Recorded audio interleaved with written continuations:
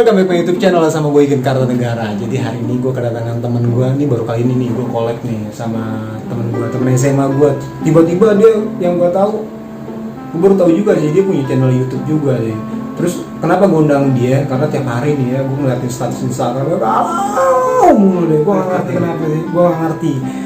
Nah, habis kayak gitu dia WhatsApp gue, Gin, lu kan di channel lo waktu itu lu ngebahas tentang 5 cara move on ya.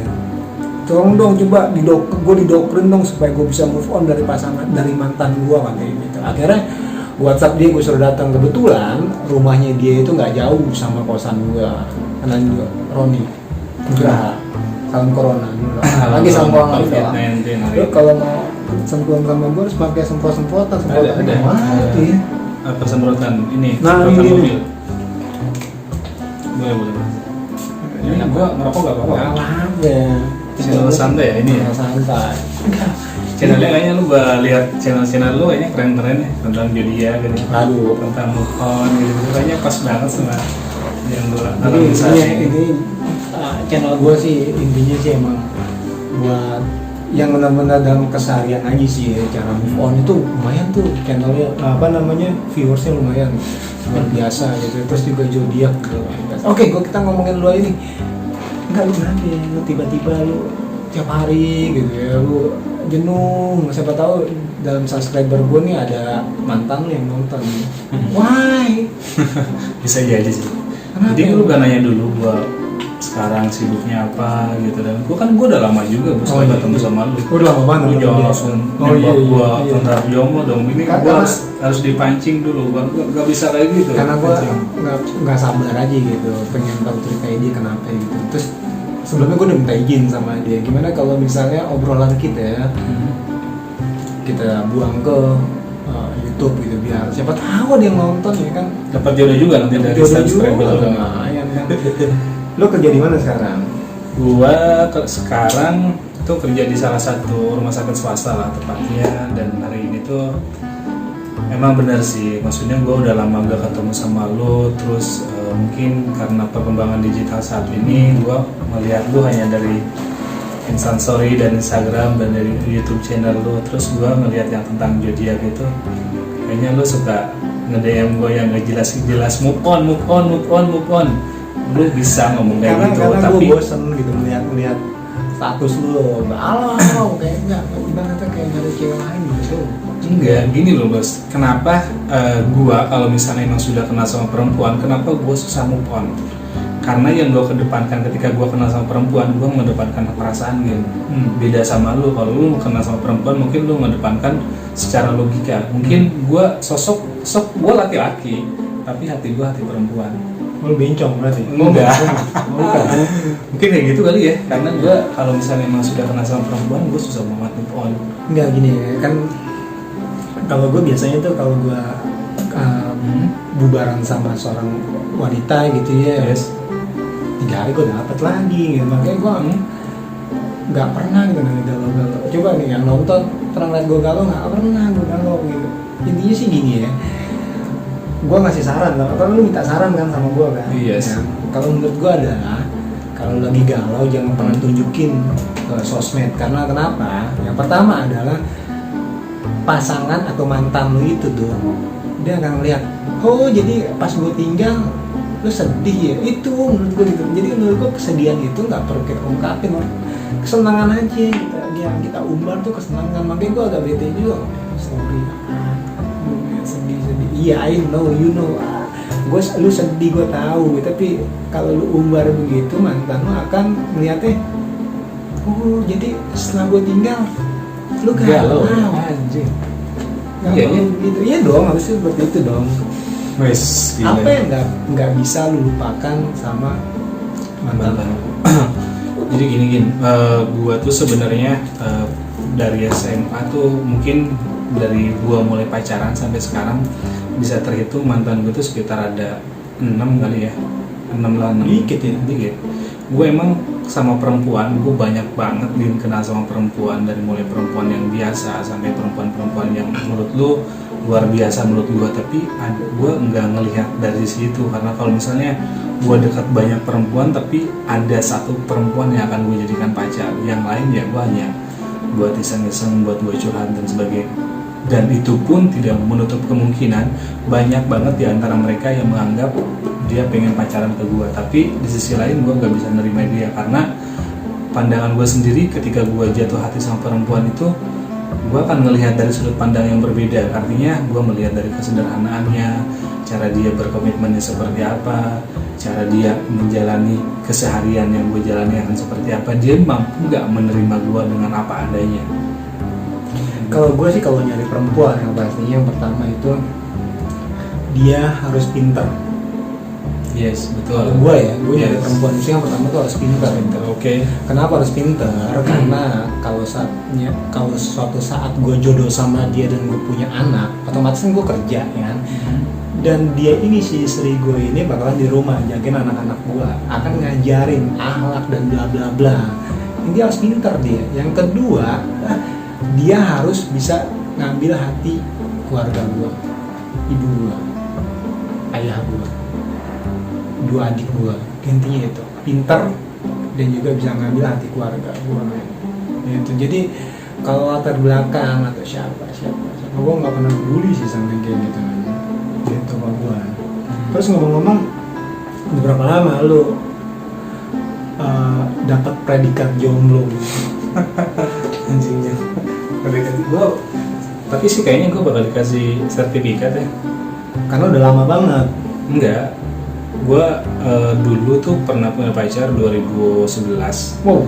Kemudian gue putus sama cewek gue itu 2014. Dari 3 tahun. Iya. Yes dong. 3 tahun.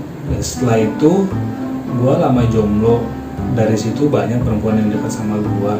Tapi apa ya, kayak misalnya gue belum serak aja dan belum gue jadiin pasangan hidup gue. Setelah lamanya waktu 2019 akhir, tepatnya tanggal 1, gue masih ingat banget. Gue nembak perempuan tepat di jam Nanti bukan 2. jomblo dong, yang 2011 kan udah selesai kan? Udah selesai. Ya, berarti Itu ya- gue move on, bos. Move onnya gue lama. Oh, move onnya lama. lama gue. Itu kan bisa berapa tahun tuh gue. Hampir 4 tahun gue move on dari mantan gue yang sebelumnya itu. Yes, 2019 lu punya pacar lagi. 2019 akhir tepatnya, berarti menginjak 2020, bos. Yes, oke. Nah, Terus Nah di 2019 menginjak 2020 itu, gue di situ memutuskan buat menembak salah seorang perempuan. terus Tepat di tanggal 1 Januari 2020. harusnya lu nembak tuh di 11 Januari kan. Jadi ada Chemistry. songnya 11 Oh, iya. Januari bertemu. Lo mah nggak sabaran apa sih nggak? Enggak, soalnya gue kenal sama dia itu udah lama juga, bos, sekitar 6 bulan 7 bulan lah. Dan gue itu kenapa gue nembak di tanggal 1 Januari Why? tepat jam 12 malam. Karena apa? Karena gue ketika gue pengen menembak seorang itu, gue harus ada momennya tersendiri gitu.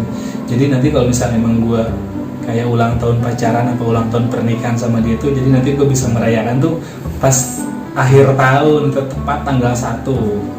Terus akhirnya Nah setelah itu nembak diterima nggak? nembak pas tahun baru itu ditembak, gue nembak sama dia. Gue masih inget itu gue nembak di rumahnya dia, karena pas malam tahun baru itu rencananya gue akan jalan sama dia ke Jakarta lah, ke kota tua waktu itu. Tapi Orang dulu banget ya main kota tua. Orang main tuh ke M-Block gitu, ke Senopati.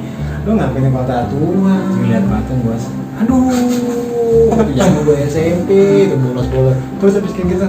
Nah habis itu tuh gue nembak ke dia, akhirnya kan gak jadi karena waktu itu lu masih inget lah, 2020 kan masih baru nih. Waktu itu karena hujan. Enggak ada tes tembak diterima. Gue diterima sama dia, diterima langsung sama dia. Akhirnya wah gue memutuskan, dan sebelum gue sebenarnya di bulan November itu gue pengen nembak dia di bulan November 2019 itu, karena menurut gue itu momen kurang tepat kalau misalnya gue tembak di bulan November. Akhirnya setelah itu ya udah gue maksa-maksakan diri gue untuk gak mengungkapkan sama dia, karena kalau misalnya memang gue ungkapkan di situ mungkin nanti momennya akan beda lagi kalau misalnya pas di akhir 2019 itu dia itu akan selalu mengingat ke gue bahwa gue jadian sama Roni itu tepat di tanggal 1 2020 kayak gitu. Terus sampai saat ini masih pacaran. Sampai saat ini gue berarti sekarang kan bulan Maret ya, berarti gue putus sama dia itu Januari, Februari, Sekarang berarti Maret sekarang April, April. berarti Januari, Februari, Maret, di pertengahan Maret gue dihianatin bos sama dia. Kenapa emang dia nanti? Jangan apa ya, lu nya inian galak sama dia. Biasanya kan kalau cowok kayak gitu tampak anjing. Jujur ya, gue kalau misalnya emang kenal sama perempuan, gue gak pernah sedikit pun kasar sama dia dalam bahasa gue nampar dia, apa nyakitin dia, gue gak pernah seperti itu. Intinya sih gini, gue kenal sama dia itu lumayan lama dan gue mau menembak ke dia itu di momen yang sangat tepat banget, dan gue udah bisa meyakinkan diri gue.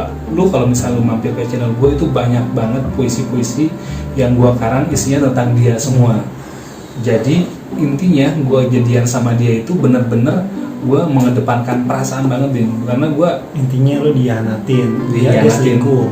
dia selingkuh, Dia selingkuh. Terus lu akhirnya galau bikin puisi. bikin puisi Taruh di channel lu. nah channel gue. Gue mau kasih saran nggak? Saran gue adalah yang pertama itu jangan namanya mengekspos kekecewaan lu, kesedihan lu di sosmed. Jangan. Yang tadi yang gue bilang, dia bakal ketawa. Iya dong. biasanya berarti ya gue Terus habis kayak gitu, lu bego. Terus habis itu yang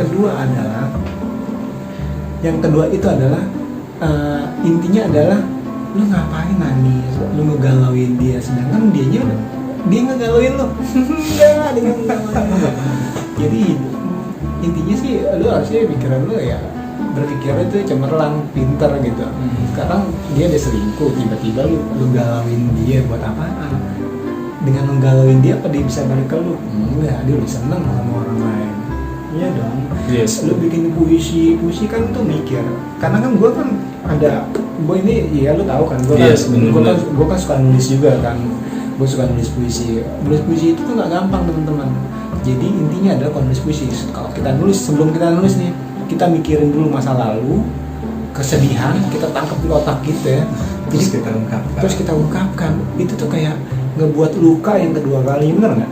yes, Iya dong, kayak gitu, karena gue nulis juga. Kalau lu kayak gitu terus, yang ada lu pikiran galau. Kalau gue nggak begitu nih. Kalau misalnya udah selesai gitu, jangan pernah ngungkapin. Karena apa yang membuat lu masih menggalauin dia? Pasti yang pertama adalah lu nggak ngeblok sosmednya dia. iya Salah menurut gue. Kenapa salah? Ya kalau lu ngeliatin story-nya dia, rindu lagi. Saran gue adalah lu blok, men. iya blog juga ya, gue blog lu. Sekarang lu punya Instagram media deh, contoh, otomatis kan ada story masuknya, das, dia sama pasangan yang baru, contoh, ya kan. Pasti tangan lu tuh, jari lu gatel buat ngeklik story-nya dia. Lu klik, lagi mesra-mesra, galau lagi. Kalau lu blok, selesai sampai di situ, nggak akan ada yang namanya lu ngeliat story-nya lagi, benar nggak? Bener sih. Iya dong. Terus habis gitu kontaknya masih disimpan. Masih yes. Bodoh. Kalau kontak disimpan, otomatis lu akan ngeliat lagi kan. Aduh, masih ada namanya, inisialnya apaan? Gue manggil dia apa ya? Nah lu, Dia. Gue manggil dia itu dia. oh D, dari D misalnya. Aduh, gue kangen lagi nih. Buka di huruf D, ada nama dia, otomatis lu akan ngechat lagi. Bisa aja kan WhatsApp sekarang kan. Bisa aja masuk ke story WhatsApp lu, bener kan? Story-nya dia dong. Kalau itu nomornya lo hapus, nggak akan ada kejadian kayak gitu.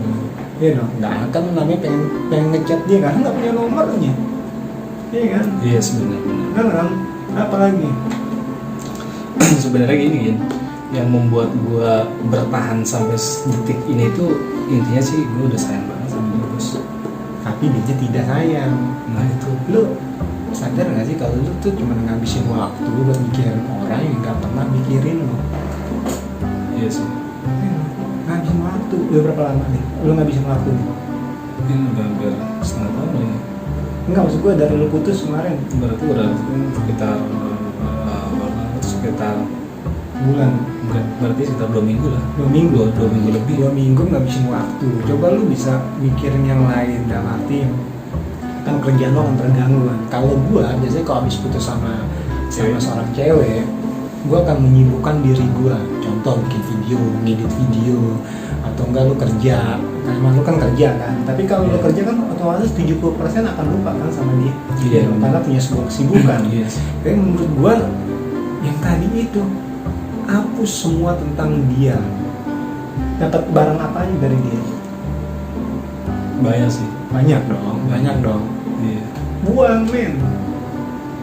Sayang cuy. Lari. Sayang cuy gua. Aduh gimana ya? Jual ke Tokopedia, ke Shopee.